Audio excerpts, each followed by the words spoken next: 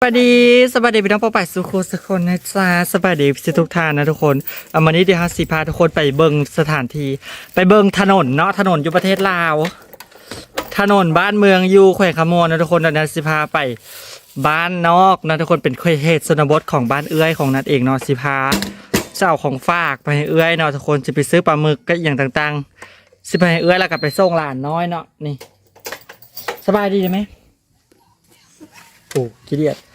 นี่สิไปส่งหลานน้อยนะทุกคนอยู่ที่บ้านของเอื้อยเนาะทุกคนก็เลยว่าสีไปส่งหลานแล้วก็ไปส่งของฝากให้เนาะให้เอื้อยของนัดเองนะทุกคนเนาะอยู่บ้านนอกเนาะเดี๋ยวนัดจิรีวิวถนนถามทางไปนะทุกคนว่าเป็นจังไดเนี่ยนะเบิ่งทุกคนใส่สูทไปก็คือแบบเพราะว่ามันฝุ่นหลายเราก็ต้องใส่ให้มันมิดชิดนะทุกคนเนาะ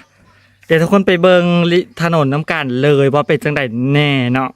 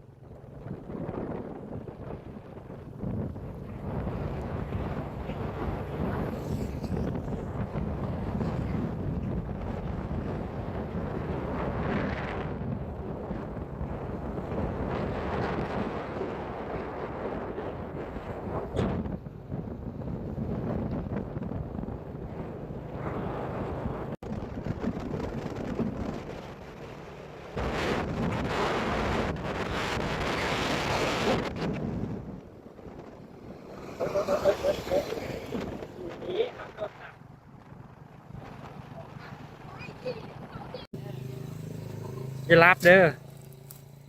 อย่ารับเด้อแวะซื้อผ้าอัดปากนะจ๊ะเพราะว่านี่แวะซื้ออยู่ร้านขายเครื่องอยู่บ้านเนาะเพราะว่ามันขี้ฝุ่นหลายทุกคนเดี๋ยวสิถ่ายขี้ฝุ่นให้เบิ่งเนาะแล้วก็ต้องซื้อให้หลานน้อยป้องหลานน้อยก็บ่มีด่างโอ้โหนะเดี๋ยวจะออกเดินทางกันเลยนะทุกคนเนาะนั่นก็จะให้น้องครับเนาะน้องสาวครับรถจักรจ้ารถจักรกันเลยอันนี้หลานบ่ได้บ่แม่นบ่ใส่เกือบเลยทุกคนเรายันหลานรับแล้วเฮ็ดหลานเกือบหลานยันเฮียตกต่างทางทุกคนกันเลยว่าเอาเกือบพาโพดแล้วมาไว้ใส่นี่ไว้เนาะแล้วไปออกเดินทางกันเลยจ้า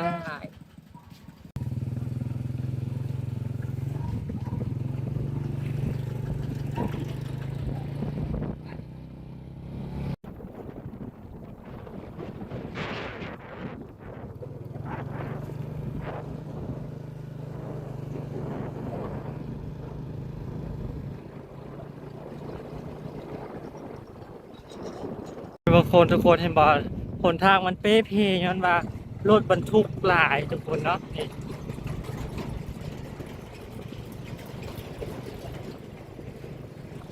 หนทางเป๊ะเพย้อนว่ารถบรรทุกมันหลายทุกคนบรรยากาศคือดีนะทุกคนบรรยากาศคือสวยสดงดงามนะทุกคนเห็นบ่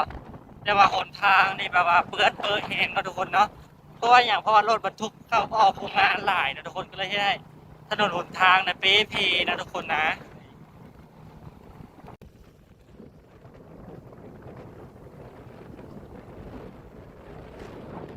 โอ้ยเสียนี่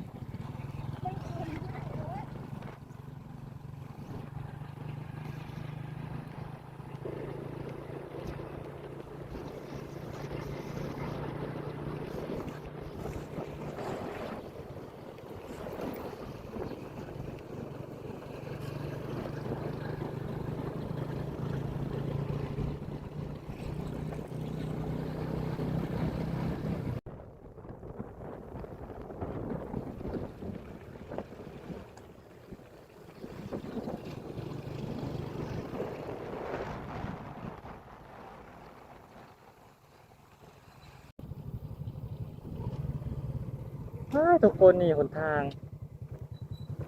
อันนี้จะเป็นขัวข้ามแถวบ้านนะทุกคนนะจะเบิ่งโอ้เป็นขัวบ้านๆเฮานะทุกคนเนาะ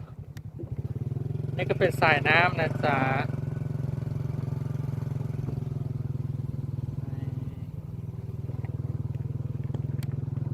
โอ้ย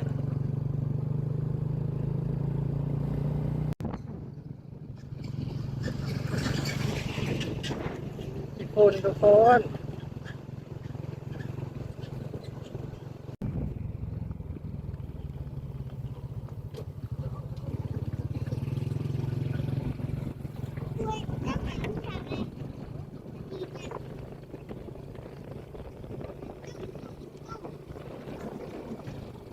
เขาเฮ็ดอย่างไรเขาเฮ็ดเคลื่อนไปเฮ็ดอย่างเขาเจ็ดอย่างวะโครงการอย่างเขา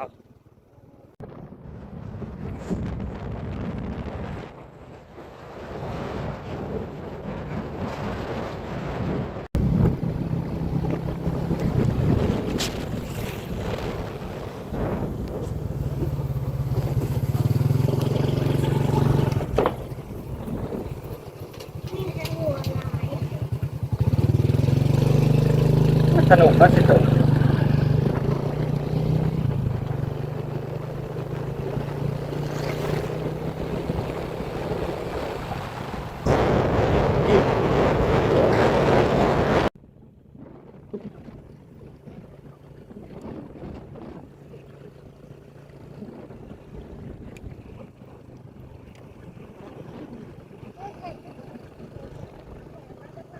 งามนะ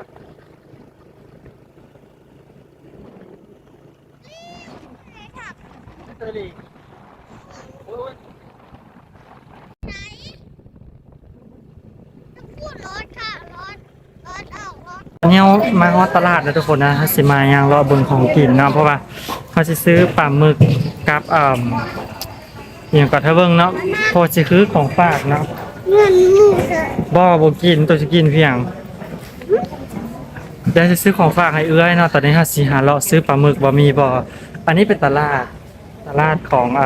เมืองป้าหนามนะทุกคนเนาะอืมนี่ เขาเคยเมาเลยว่าเขาเอา ไม่ได้เลยค่ะ เป็นตลาดเมืองปาหนามนะทุกคนนะที่เขาจะขายเครื่องกันทั่วไปเลยนะทุกคนนะเพราะว่าอยู่แนวกินอย่างต่างๆ เครื่องป้าของดงเขาจะขายอยู่นี่เลย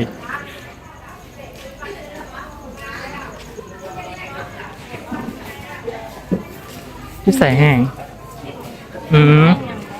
อันนี้โลเท่าไหร่นี่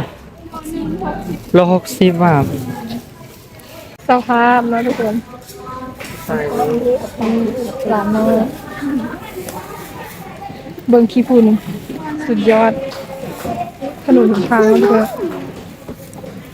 ด้วยอ่ะ ซื้ออย่างก่อน โอ้ ซื้อโบอีหยังฮะ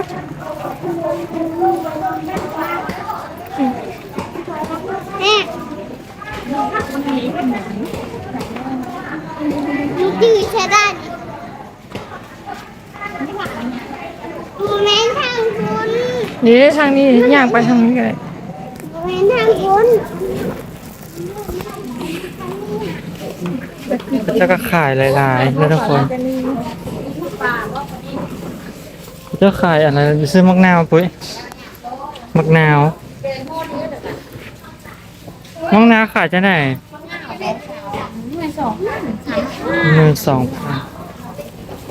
3 มากห้าเอา3 มาก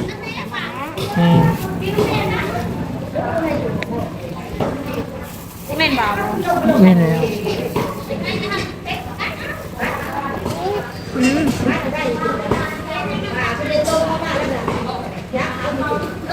ตกใสนี่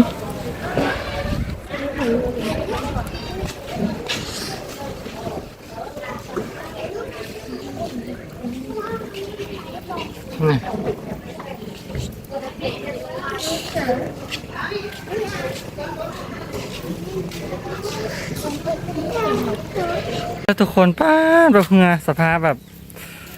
ฮอตแล้วนี่เป็นเฮือนเอื้อยของเฮานะทุกคนนะนี่อันนี้เป็นเฮือนเอื้อยของเฮานะทุกคนนะฮอตแล้วจ้าฮอตแล้วนักมาฮอตเลยทุกคนเนาะก็ไปซื้อให้นี้ให้อีหมาน้อยไปซื้อโบให้อีหมาน้อยแล้วก็เพิ่มมาฮอตเมื่อกี้นี้ทุกคนได้นั่งพักก่อนตอนนี้นั่งพักก่อนเนาะตามที่ทุกคนเห็นเนี่ยถนนหนทางอยู่ทางบ้านก็เป็นว่าซะแล้วทุกคนถนนหนทางก็คันจะยากแน่เนาะเพราะว่ามันรถบรรทุกหลายเนี่ยทุกคนเนาะก็เลยเห็นให้หนทางมันเป๊ะเพมีขุมอย่างต่างๆเนาะทุกคนเนาะนั่นแหละ แต่ทุกคนเห็นบอกว่าอีกปีใดอีกย้ำใดถนนจังสิดีนะทุกคนเนาะตอนนี้ก็นักพักผ่อนก็นะทุกคนเนาะเดี๋ยวบอกว่าสิไปใส่กันแน่เนาะน่าคิดว่าจะไปหาป่าเพราะว่าอยู่นี่มีหนองของเอื้อยเนาะแล้วมีหนองที่เราเลี้ยงปลาอยู่อยากเอาปลาเมื่อกินนะจ้าทุกคนนะถ้าว่าไปที่ไหนกันที่ทำอีพี2เนาะทาวานัทได้ไปเนาะก็ฝากกินไว้กดไลค์กดแชร์ในอยเด้อทุกคนเด้อฝากติดตามน้องนัทในอยเด้อทุกคนเด้อสำหรับวันนี้สวัสดี